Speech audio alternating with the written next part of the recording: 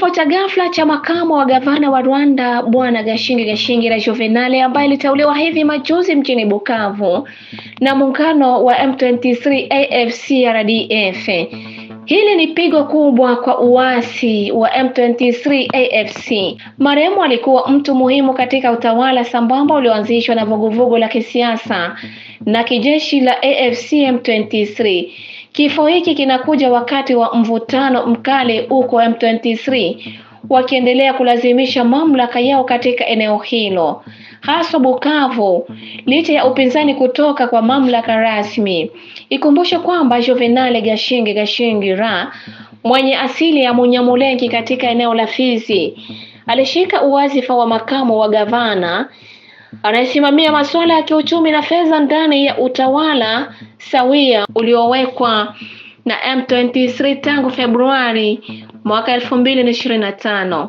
Muundo huu unaonyesha nia ya M23 ya kutawala katika maeneo yaliyo chini ya udhibiti wake.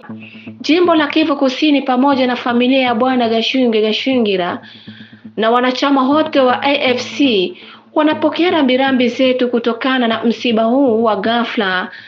Taarifa ilisoma: mji wa Bukavu, mji mkuu wa jimbo la Kivu Kusini, unasalia chini ya udhibiti wa muungano wa Mto Kongo AFC M23 licha ya tangazo la jibu kali lililoadiliwa na mkuu wa serikali ya Kongo Felix Tshisekedi pamoja na amri zake thabiti ya kutuliza mashariki mwa DRC ambayo imekuwa katika miongo kadhaa ya migogoro kwa miongo kadhaa.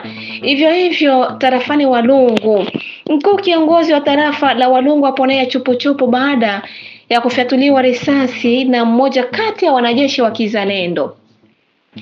Kiongozi huyo alipelekwa kwenye hospitali ya mahali ili kupata matibabu ya dharura.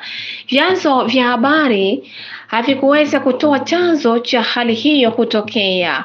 Mkuu kiongozi huyo au manusura huyo aliteuliwa kuwa kiongozi wa tarafa siku ya Ijumaa wiki iliyopita na uongozi wa vuguvugu la M23 AFC RDF.